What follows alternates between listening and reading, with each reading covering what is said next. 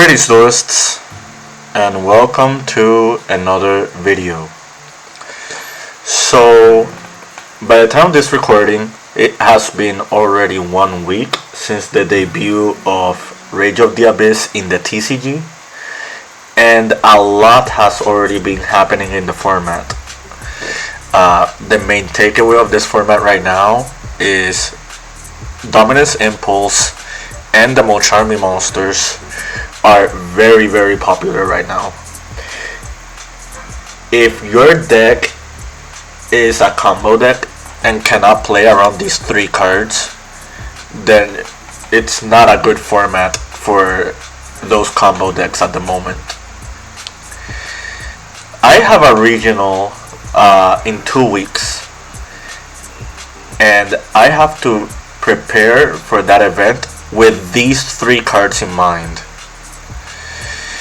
That being said, there are other non-engines that you have to worry about.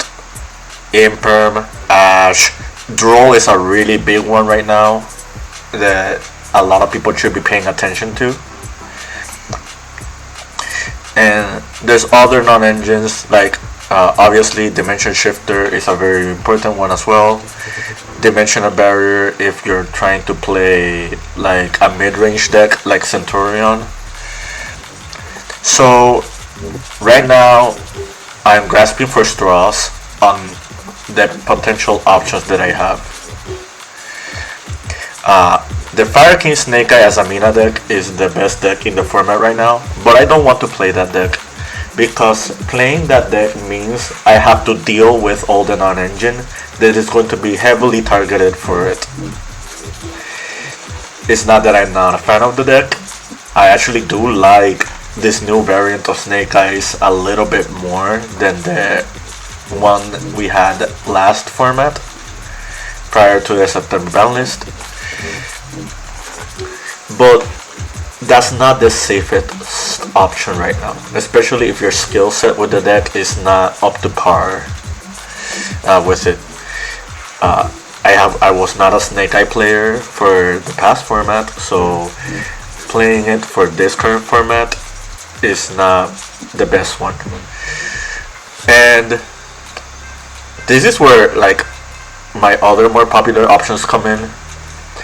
I'll be be profiling certain decks that I want to use for that event during the next week. I'll just turn them into deck reports. But for today, I want to talk about Vaylantz. So the main takeaway of Vaylantz is that it's a deck that does not lose to the Mulcharmy monsters. Dominance Impulse is a bit annoying, but it's not like the biggest detriment to the deck.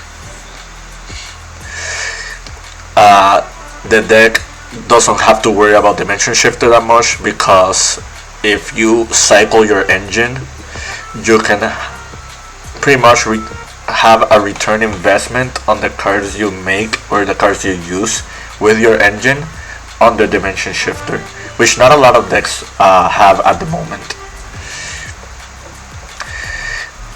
This deck does have 2 big issues, which I cannot solve at the moment, and you will be seeing them when you see the replays. You probably already figured it out if you look at the side deck. But yeah, let me show you a few duels. So, first duel is against Hermes Zero. He is playing the Tenpai Dragon strategy. He makes me go first. So, I start by activating Viscount and then summoning Jackal King. The reason I do this play is because Vaylantz can full combo without their normal summon. And if the Jackal King resolves, I pretty much put my opponent on literally better have Imperm. Before I keep comboing off and showing you my rest of my plays, I did make a really big crucial misplay in this duel, and I'll explain. So for those who are already familiar with Vaylantz, Chira Bansho has the effect to place a field spell on the opponent's side of the field. This already would have made it so it shuts down infinite impermanence. The other thing Chirabancho does is it can special summon a monster that is in the spell and trap zone, very similar to Vaylantz Dragon. So I could have summoned, placed Jackal King in the scale, and just used Chirabancho to special summon the Jackal King, and that would have made it so I would have been playing around the Imperm as well as any other hand trap before committing more plays. That's kind of a small note that I kind of wanted to share. And that is something really cool about this deck, the fact that it can play around a lot of different hand traps depending on what combination of hands you have. But yeah, let's keep going with the video, with the replay. So I activate Shiranome, I do Shiranome's effect, he Ash Blossoms, I let the Ash Blossom go 3, I activate the Chirabancho, and before Chirabancho resolves, he is forced to... he actually does not use the impermanence, so he just held the imperm and did not use it on the Jackal King. And again, we did not care about this Ash Blossom because the Shinonome already did its job baiting the hand trap. We already had the field spells, and that turns solo activation, which makes it so Shinonome adds us the second Vaylantz monster. And that's the end of the duel. And that's what I was talking about, the fact that this deck can play around a lot of non-engine. That is really, really important right now. So let's go to game 2.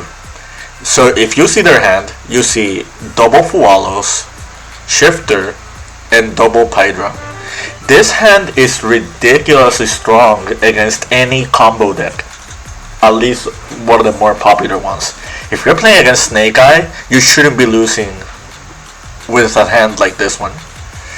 Even the more roguish decks shouldn't be losing to this hand because of Dimension Shifter. And you have 2 starters in your hand as well. This is what you're going to learn about Vaylantz. So, the Dimension Shifter, we activate Shinonome in the scale, we do Shinonome's effect, Shinonome is going to add, and you're noticing how all these summons are coming from the spell and trap zone. This makes it so both Mulcharmy monsters just are not functionable. We activate Nazuki, Nazuki is going to special summon, Nazuki is going to use its effect, and she's going to push Shinonome. And Shinonome is going to do her effect, and Shinonome is going to add. And now my opponent chains the Fualos, and we just don't care about that. We're going to add another Shinonome. Now, if you notice our hand, we have Shinonome and solo activation back in our hand. That means we can do the entire Vaylantz rotation again next turn, and this is all on the Dimension Shifter. This is the reason why the Dimension Shifter really doesn't matter to us, because it doesn't matter how much we come into the board as long as we have follow-up resources that can remake the board again with the rest of our engine. Now we're going to activate Viscount, we're going to do Viscount's effect, and I tried to summon Scareclaw here, but my opponent tells me to go back. So this is the play we would have been doing under the first Fualos, just giving them 1 draw for a Scareclaw tryhard. Against the Tenpai Dragon deck, it's actually, you know, very ideal. Like, Tenpai Dragons cannot beat this card without non-engine. Just having older monsters go to defense means that they cannot attack. And yeah, not many decks can summon this card without giving multiple draws out of the Mulcharmy cards, but this deck surprisingly can. Our opponent is going to ask us to put it back, so they're going to do a second Fualos, and we're just gonna pass turn. Our opponent already committed 3 cards for 3 of our cards, and we traded with non-engine properly because we have follow-up. The one mistake I did make in this duel was summoning all the monsters in attack position. We should just summon them in defense. That would have made it a lot harder for the Tenpai player to OTK us. But yeah, they draw into Dark Hole, which would have been the Scareclaw out. They activated Dark Hole. The Dark Hole gets rid of all our monsters. But again, we don't care about that because we have the engine again for next turn. They summon Pydra. They do Pydra's effect to add Sangen Summoning. I should have. I think Sangen Kaimin would have been a way better pick. Like, I understand the appeal behind Sangen Summoning. They want to try to do the Trident OTK line, but they're on the Dimension Shifter, so they're not going to get the entire value out of all the cards. That's just my opinion, though. So they attack with Pydra. They do Chandra. They let it go through. In hindsight, I should have summoned Magna Mode before the first attack, because the sequence here won't matter at all, and that would have been less damage that I'd taken. But now they attack with Chandra, and we're going to attack with Magna Mode. Magna Mode is going to banish Dimension Shifter, and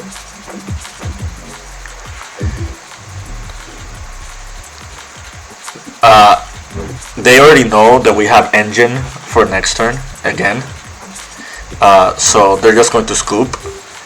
But they did do a misplay. What they should have done is made Bident run over the Magnum Whip, and after that, or they could have just made Heretic Seal and pass. That's another thing they could have done. But yeah, that's the end of that match. Now we're going to a second replay. This replay is against Labyrinth, and Labyrinth is another really good deck this format right now. So we do Shiranome. It adds us Shirabancho. We activate the Shirabancho. The Shirabancho places the Conic Wizen. So we have a solo activation's second effect, and this is what makes Shinonome a really strong card. Like, Shinonome getting to solo activation, or Shinonome via solo activation getting to the field spell, just is a lot of value. Our opponent goes and activates the Fualas. We don't care about that. Again, like, our deck can commit to the board with very minimal resources. We activate the solo activation, we move the Shinonome. The Shinonome is going to add us Mad Marquis. So our Labyrinth opponent is asking to read the card. We place the Mad Marquis here, and on res, he does what is ostensibly a smart play. He does Chandelier's effect in order to set the Labyrinth field spell, and that is a very heads up from him, because he read how Mad Marquis works. The way Mad Marquis gets summoned is if we control the Conic Wizen or a Fire Vaylantz monster. So just placing the field spell over the Conic Wizen disables Mad Marquis from being summoned. However, we do have Chirabancho, which can summon the Mad Marquis, because there are 2 field spells occupied. They don't need to be face up, they just have to be occupied in order to do the spawning effect. So we spawn the Mad Marquis, we do the Mad Marquis effect to excavate. Sadly, we only got 2, and none of them were Vaylantz cards. I think we run like 19 Vaylantz cards in the deck, I'm not sure. So it's a bit unfortunate. But yeah, our opponent is down to 2 cards, and we still have Imperm and we still have Dominus Impulse. So I'm okay with just passing. Like, we have more resources than they do, and we also have follow-up. So I'm just going to set Imperm and pass. The thing that makes their opponent advantageous here is that they do have part of extravagance. I think if we would have had Ash Blossom, it would have been a lot better, but they activate the Extrav, which I think with the limitation of Pot of Prosperity, this card should be a staple in Labyrinth. I think this card was staple in Labyrinth already, but yeah, now even more so. So they draw Ariana and Imperm. They do Aria's effect to summon Ariana, which is a smart play from their end, because now if we try to contest the Ariana, which we will with the Imperm, they can contest with Arias. Like, yeah. So we do Imperm, they chain the Arias, we don't care about that. They summon Chaos Angel. The Chaos Angel is a little bit of a big deal, because it will be very hard to get rid of. So in hindsight, it could have been better to let Ariana resolve, but I'd rather deal with the Chaos Angel than deal with another Welcome Trap. We already have Feather Duster if they want to set any other non-engine, and we do have the Conic Waking for follow-up.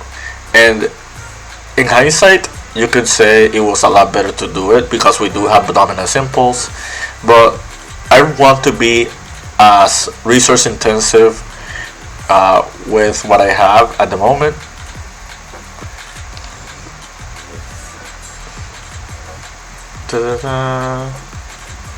Yeah, I was just reading Solo Activation because this card works with any field spell on any field zone, even our opponents.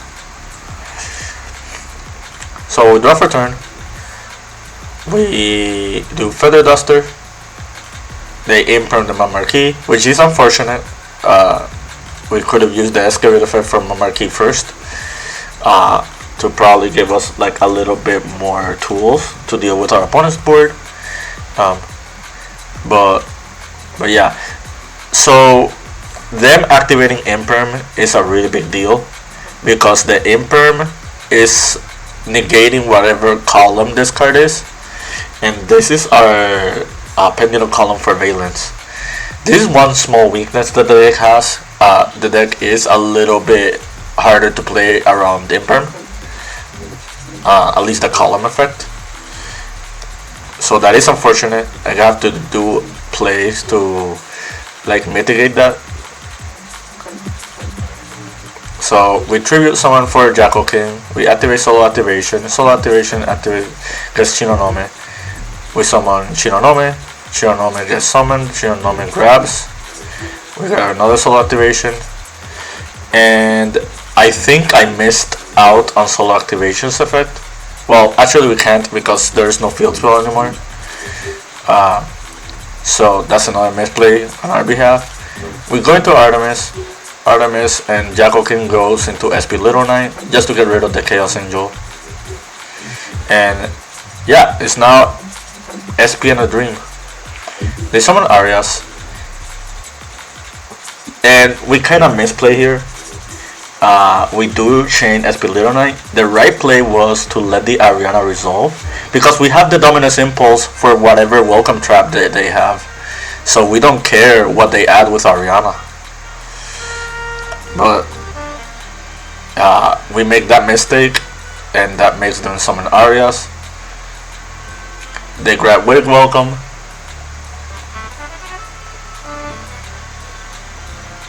The Arias attacks. Arias triggers herself for the Big Welcome. They try to Big Welcome. We chain the Dominus Impulse.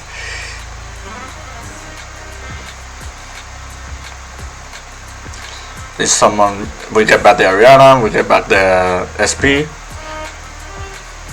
And now we grab Cells. We draw into Salesman. We activate Soul Activation. We think very hardly here. We are running out of options. I think all three Shinanomes are gone.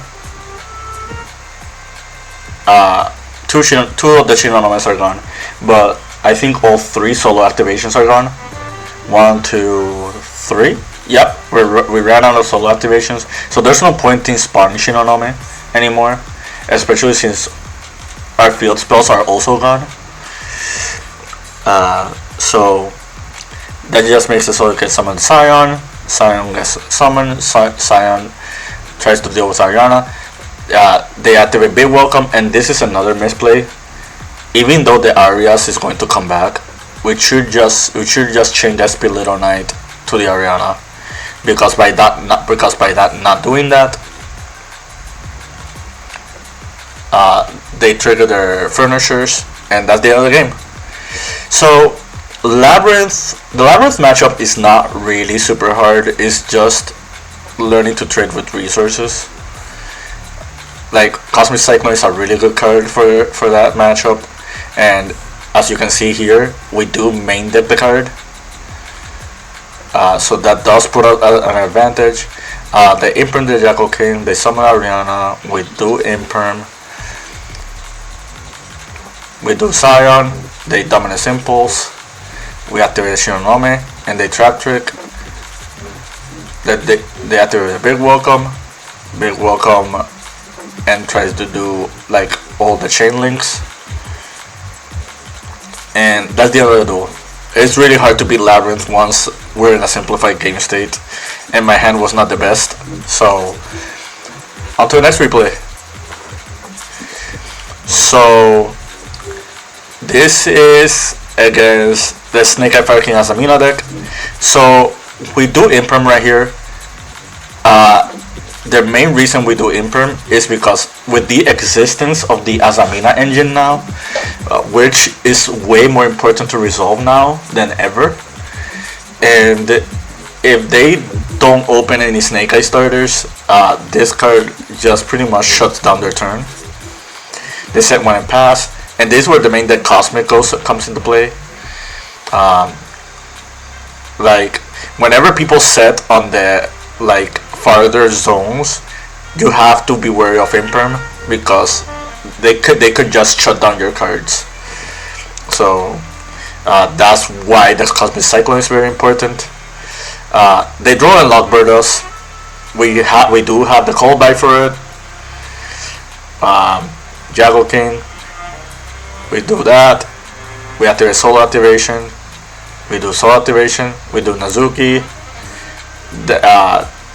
The Cerberus vanishes.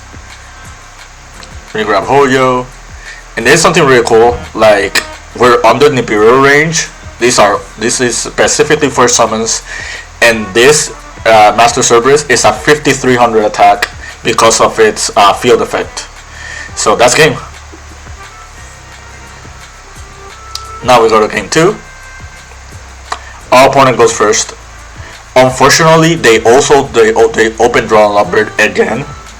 Like, this card is the bane of our existence. They also have Dimensional Barrier, and this alone already like is a death sentence for us. Like, we only have an Ash Blossom and a Cosmic Cyclone to deal with their board. We don't have anything else, and Ash sounds good in theory, but yeah, like with the Wanted engine and Witch, like, Ash Blossom is not the easiest card to activate against them anymore. We are forced to do it here, because if not, they can summon Ilya Silva. And now they go for the entire Snake Eye Fire King line. Like, it's very unfortunate, because if it wasn't for these two cards, you probably would have seen me trade with their board very efficiently. So, and to make it worse, they drew into Ash Blossom. So we activate the Master Cerberus. They try to spawn IP. We Cosmic Cyclone. I don't see the point of doing Cosmic to a Fire King Island. It's just going to give them a lot more cards. And they Dimensional Barrier us, and that's the game. Pretty questionable dimensional barrier. They should have activated it before we do the summon. But they said that they did not know what deck we were on, which is kind of sus because we summoned 4 Pendulum monsters game 1. But it's GG. And we're going to game 3. This hand is really good for comboing off. But they opened Droll Lock a third time. And that is very, very unfortunate. Like, the Droll is just ridiculously strong against this deck. Sadly, there's not much we can do. We tribute for Jackal King, and we make a Base Dweller. This is not bad under Droll against this deck, but they opened Witch. And the Witch can just get rid of the Jackal King, and that's enough for them to actually play the game. So they summon the Witch, they go to battle phase, we activate the Base Dweller, and we do make a very crucial misplay. Without looking further into the video, can you guess what the misplay is? I won't say what the misplay is, you'll see it when it happens. They summon Ash into Poplar, they summoned the Hita, and this is the misplay. We gave them a fire monster for the Hita, which makes it easier for them to summon the Promethean Princess. Pendulum decks are notorious for not having cards in the graveyard, so you don't have to worry about the Charmer monsters as much as other decks. But we did give them the target for Hita, which makes them go into the Promethean Princess with wasting less resources. So that's a heads up for next time if you are playing under this situation like I was. I was a little bit too greedy. I just thought about the 500 boost on Dweller. But yeah. Now they Flamberge. They summon Ponyx. They do pretty much the entire Fire King line. And we draw Droll for turn. That would have been very helpful last game. Sadly, that's not the case. This is me just showing them situations that I had to deal with their board, but the one card that checks everything is the Promethean Fire Princess. And now I have one last replay. This is a very short one, but this is just showing you how good this deck is at trading with non-engine. So this is against Momento, and our hand is not good. We don't have any real starters, but we do have a lot of non-engine. So like, for example, we have Ash Blossom here. We drew the Cosmic, which is really good because this card can only be activated in main phase, and this is follow-up for them. So we activate, we summon Artemis, we make SP, Little Knight, and that's a really cool thing. Like, Vaylantz usually lock you into Vaylantz monsters very quickly, or monsters from the extra deck, but you can still make stuff like IP, SP very easily in this deck. So now this is just like a trade of resources. We set the call by, we attack again, and we still have not drawn into our starters. What makes this match favorable for us more than them is that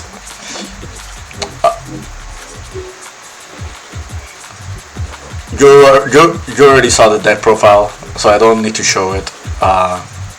Like, if we go back to the second replay or the first replay, like between Shinonome and Solo Activation and Prosperity and a few other cards, we have enough starters to get us into the game, which is another really cool thing I really like about this deck. The fact that it has a 1-card starter that just gives us 4 cards.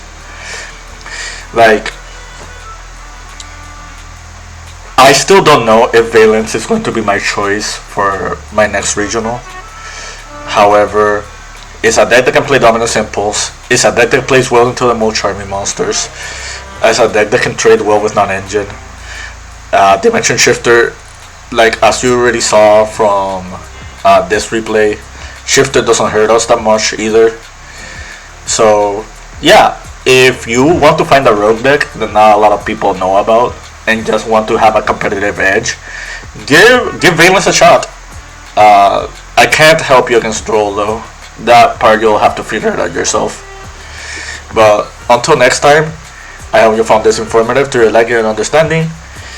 Keep practicing and keep dueling.